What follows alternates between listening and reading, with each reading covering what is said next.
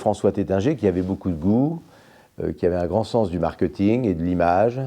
Il est encore jeune quand il prend ses décisions, puisqu'il a à peine 30 ans, se rend compte avec son jeune frère Claude Taittinger du fait que les Américains, après la Seconde Guerre mondiale, s'intéressent à une cuvée qui soit un peu ce qu'ils appellent la crème de la crème. Les Américains aiment toujours avoir le meilleur du meilleur. C'était une époque où dans le champagne, depuis presque 250 ans, on vendait principalement des cuvées sans année et des cuvées millésimées. Et puis après la Seconde Guerre mondiale, les Américains ayant pris le goût de la consommation des vins fins et donc du champagne, il a décidé de faire un vin très spécial autour de ce qui est le cœur historique œnologique de la maison, autour du chardonnay. À l'époque, le chardonnay n'était pas le plan de référence en Champagne. Les grandes maisons de Champagne utilisaient plus des pinots noirs, des pinots meuniers, souvent vieillis en fût de chêne. Il décide, lui, de chardonnairiser la maison. C'est une idée de base qui était due non seulement à sa volonté personnelle de faire des vins très élégants, très légers, très altiers, qui plaisent non seulement aux hommes mais aussi aux femmes.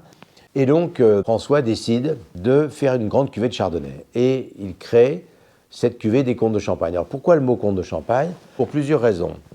D'abord, ils avaient acheté avec son père la demeure des Comtes de Champagne en 1932.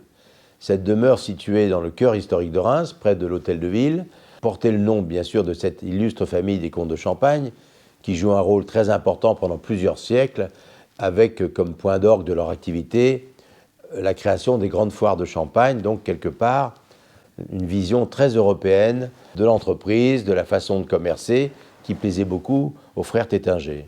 Les vestiges de l'abbaye de Saint-Nicaise, où nous nous trouvons aujourd'hui, puisque les bureaux sont au-dessus de ce qui était l'abbaye de Saint-Nicaise, dans laquelle il y avait les crayères gallo-romaines du IIIe siècle, cette abbaye a appartenu à la famille des Comtes de Champagne.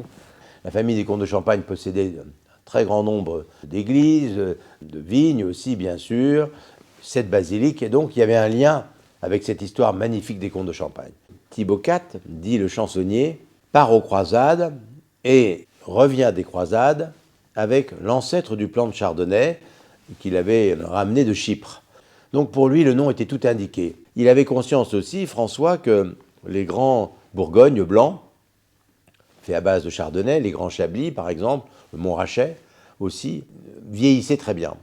Et il voulait faire de cette cuvée des Comtes de Champagne un grand vin de garde. Au fil des années, comme l'a dit Perico Lécasse, c'est le Montrachet de la Champagne, de par cette formidable capacité de rester jeune, tout en ayant la possibilité de vieillir longtemps.